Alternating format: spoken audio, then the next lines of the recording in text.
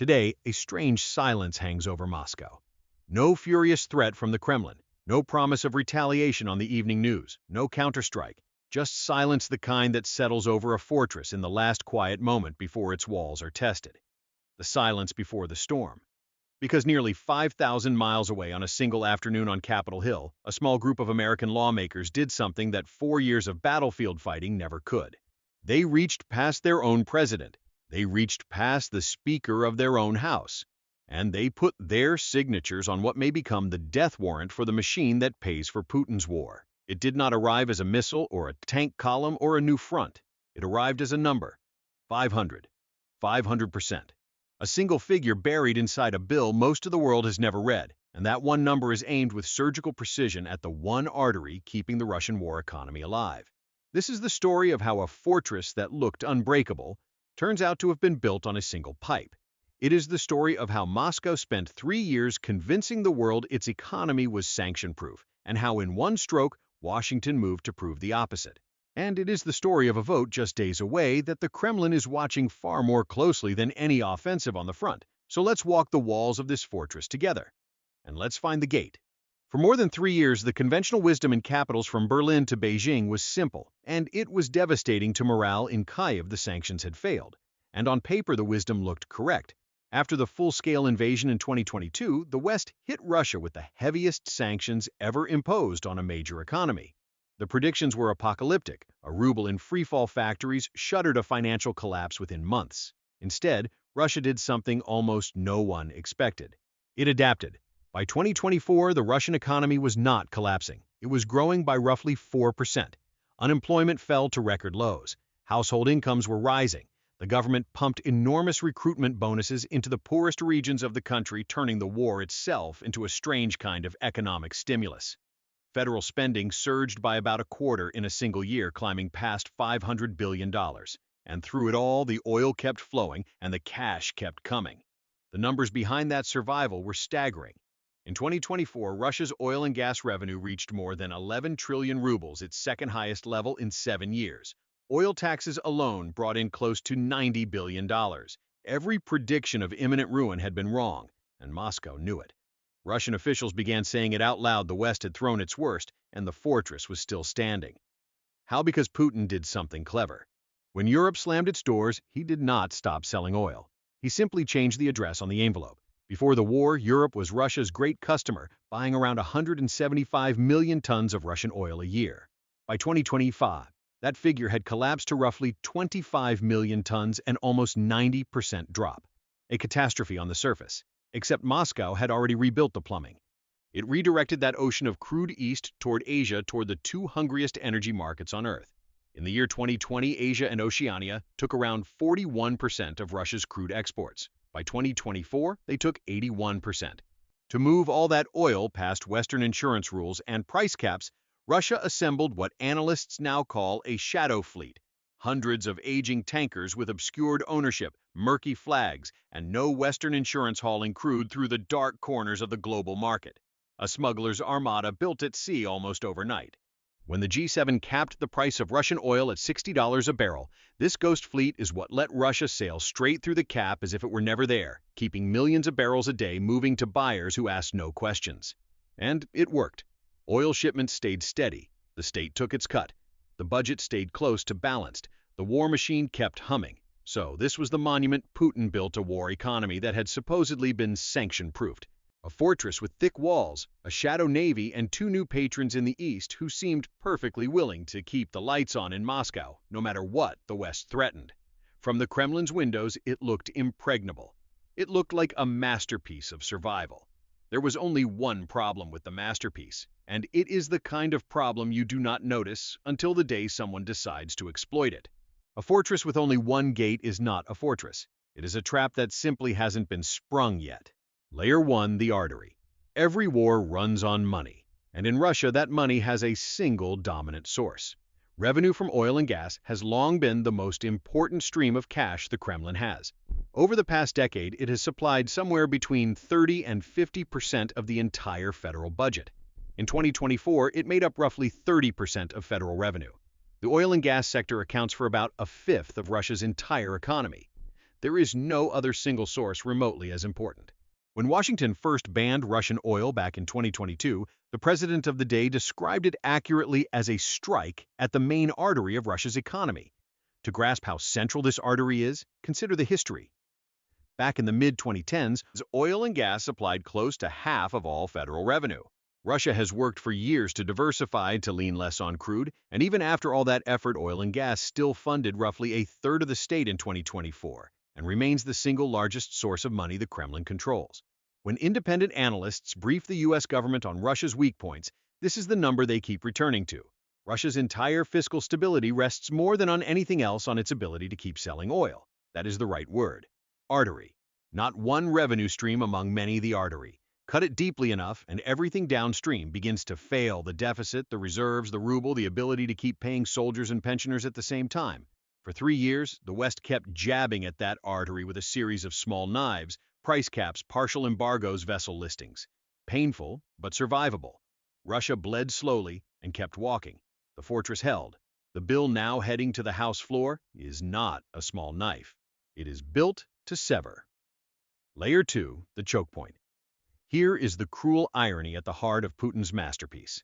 The very move that saved his economy is the move that now leaves it most exposed. When Russia redirected its oil east, it did not spread the risk across dozens of buyers. It concentrated nearly everything into 2. China now buys roughly 47% of Russia's crude exports. India buys around 38%. Add them together, and you get the staggering reality of the modern Russian economy: somewhere between 80 and 85% of Russia's crude oil flows to just 2 countries. The raw volumes tell the same story. Russia exports something like 4.5 to 5 million barrels of oil every single day. In 2024, China alone was pulling in about 2.2 million barrels a day of Russian crude. India, which barely touched Russian oil before the war, taking on the order of 50,000 barrels a day in 2020, surged to roughly 1.7 million barrels a day. 2 customers, 2 pipelines of cash, almost everything else gone. That is not diversification. That is the opposite of diversification. Putin did not escape his dependence on a single market. He simply traded one master Europe for 2 new ones, Beijing and New Delhi. Russian oil now makes up around 40% of India's oil imports and roughly 20% of China's. Energy analysts have a phrase for what Moscow has done to itself: its export system is now more concentrated than it has ever been. In military terms, this is a choke point. The entire lifeblood of the Russian war economy now flows through 2 valves. And if you wanted to strangle that economy without firing a shot, you would not waste your time chasing hundreds of shadow tankers across the open ocean. You would go straight to the 2 valves and squeeze. That is exactly what the number 500 is designed to do. Layer 3, what 500% actually means. Let's be precise, because precision is where this bill becomes frightening for Moscow. There is a piece of this legislation that sounds dramatic, but changes very little on its own: the ban on importing Russian crude oil into the United States. The truth is that America already did this back in March of 2022. At the time, Russian crude made up only about 3% of U.S. crude imports, barely a rounding error. So the import ban in this new bill is not a fresh blow. It is a lock. It takes the existing ban and writes it permanently into law, so that no future president can quietly reverse it. The real weapon is the other half, the 500% tariff. And it is not aimed at Russia directly, not mainly. It is aimed at everyone who keeps Russia alive. The bill would require Washington to impose tariffs of at least 500% on goods from any country that continues buying Russian oil, gas, uranium, or petroleum products. In plain terms, it forces China, India, Brazil, and every other major buyer to make a choice. Keep buying cheap Russian crude or keep your access to the largest consumer market on Earth. You cannot have both. Think about the math of that choice from New Delhi's side. India might save a few dollars a barrel on discounted Russian oil.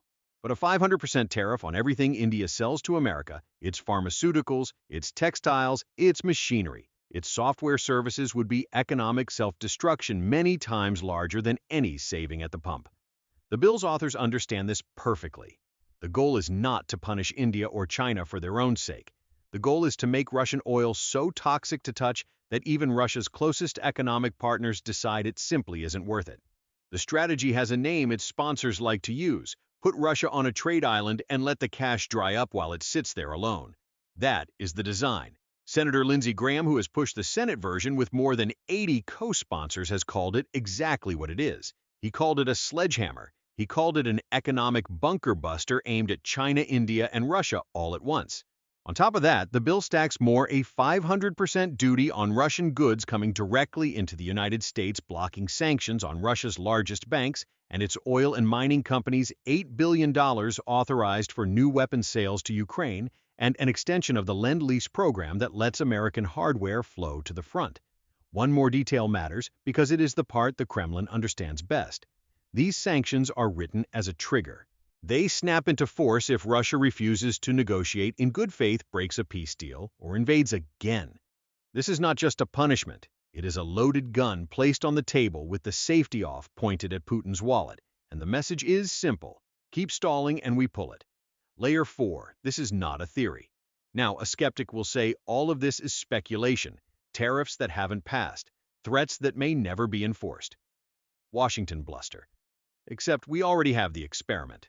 We ran it 5 months ago. In late October of 2025, the United States sanctioned Russia's two largest oil companies, Rosneft and Lukoil. Between them, those two giants account for roughly half of all Russian oil production. This was not the full 500% sledgehammer. It was a fraction of it, a single targeted blow against two companies. Watch what happened next. Russia's flagship Urals crude.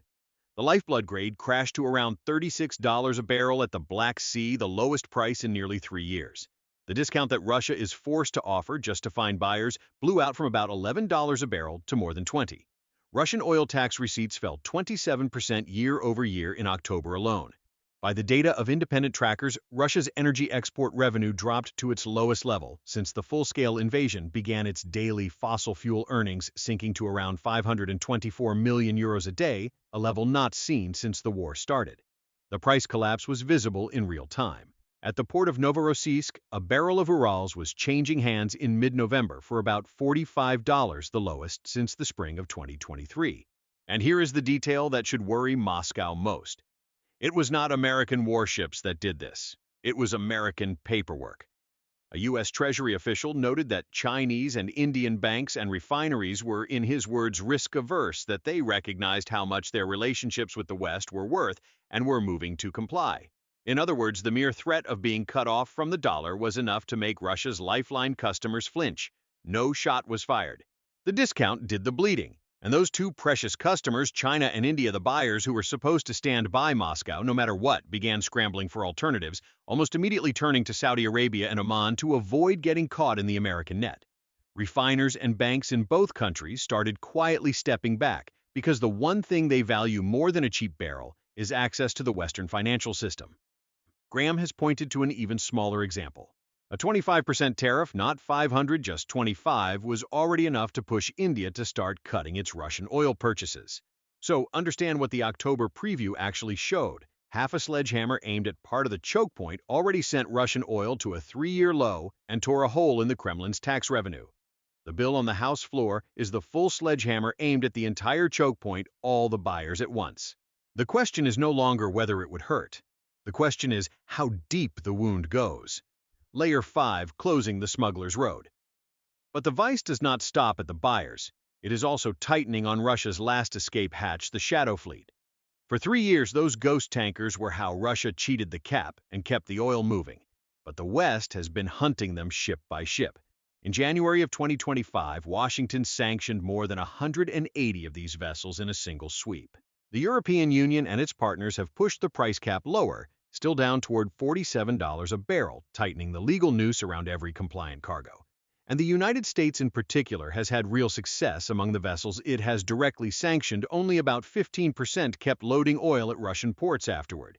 The rest were effectively frozen out, too radioactive for ports insurers and buyers to touch. So picture the full shape of the siege now. The artery is the oil money. The choke point is the two buyers. The 500% tariff is the hand on both valves. And the Shadow Fleet, the secret tunnel out of the fortress, is being sealed one tanker at a time. Every route the cash used to take is narrowing at once. This is what a modern siege looks like. No trenches, no encirclement on a map, just a slow, deliberate tightening around the single point where a trillion-dollar war machine turns oil into money. And the walls are starting to groan. Here is where the military story becomes a story about ordinary Russian life. Because when you cut an economy's main artery, the bleeding does not stay in the oil ministry. It reaches the kitchen table. Look at the state of the Russian budget before this bill even passes. In the first 7 months of 2025, the federal deficit hit 4.9 trillion rubles, about $58 billion. That was not a small overrun. It was 4.5 times larger than the same period a year earlier, and it had already blown through 129% of the entire deficit the government had planned for the whole year. 7 months in Moscow had already overspent its annual shortfall, and the year wasn't close to done. Why? Because the war eats everything. Russia's defense spending has climbed to around 7.3% of its entire economy, a Cold War scale figure. And that spending does not appear from nowhere. It crowds out the rest of the country. Social programs, education, the transfers that keep Russia's poorer regions afloat. The guns are being paid for in part by quietly starving everything that is not a gun. And the cushion that was supposed to absorb hard times, it is running out. Russia's liquid rainy day reserves, the National Wealth Fund, had been drained down to roughly $50 billion by the autumn of 2025, after years of being spent to plug exactly these kinds of holes. On paper, the fund looks larger, but most of what remains is locked up in illiquid projects and assets that cannot quickly be turned into cash to cover a deficit. The fund that was meant to last for a crisis has been feeding the crisis instead, and the easy money inside it is nearly gone. Moscow's answer has been to reach into its citizens' pockets. It raised the corporate profit tax. It is now raising the value-added tax, the levy on almost everything Russians buy starting in 2026. But here is the quiet admission buried in the numbers: even these tax hikes are projected to raise only a fraction of what the deficit needs. They squeeze the population without solving the problem. They make life more expensive at home while barely denting the shortfall created by the war. Meanwhile, ordinary Russians are already feeling the squeeze. To fight inflation, the central bank had to crank interest rates as high as 21%, a level that strangles business and borrowing alike. Inflation still runs around 8%. And economic growth, that proud 4% of 2024, has collapsed toward 1%. The stimulus is gone. The momentum is gone. What's left is a war that costs more every month and an economy that earns less. Now drop the sledgehammer into the middle of that. If the 500% tariff does to all of Russia's buyers what the October sanctions did to just 2 companies pushing China and India away, widening the discounts, gutting the tax receipts, then the artery that funds roughly a quarter of the entire budget bleeds out further at the precise moment the reserves are nearly empty and the war bill is climbing. This is the real bomb, not a battlefield rout, not a sudden coup. Something quieter and far more dangerous to a wartime regime, a treasury that can no longer pay for both the war and the country at the same time, a government forced to choose between the front and the home front, and history is brutally clear about what happens to regimes that make their own people pay for a war the people can no longer feel the point of. That is the storm Moscow can see gathering. That is why the silence is so loud. So let's return to where we started. The fortress, the single gate, the silence before the storm. For 3 years, the West aimed at Russia's tanks, its trenches, its generals. This bill does something different. It aims at the wallet, at the one artery that has kept the whole machine breathing while the soldiers died and the cities burned. And the strange truth of this entire war may be that the wallet, not the front line, was always the real battlefield. But a loaded gun on the table is not the same as a shot fired. And there are real reasons the storm could still hold off. The vote is only days away, but votes can slip. The president has spent months resisting this very bill and even recently eased restrictions on Russian oil to keep global prices down during America's confrontation with Iran. A sledgehammer is only as heavy as the hand willing to swing it, and the biggest question of all is whether Washington would truly force its weight onto China, the one buyer with the size to fight back. Enforcement, not legislation, is where sieges are won or lost. So the gate has been found, the hand is on the valve. What no one yet knows is whether it will squeeze or whether at the last moment it will let go. Which brings the real question back to you. After 3 years of the world insisting that sanctions don't work, what happens to Putin's war the day the money finally runs out? Does the fortress fall from the outside or from within its own empty treasury? Tell me what you think in the comments, because in a few days we may all find out together.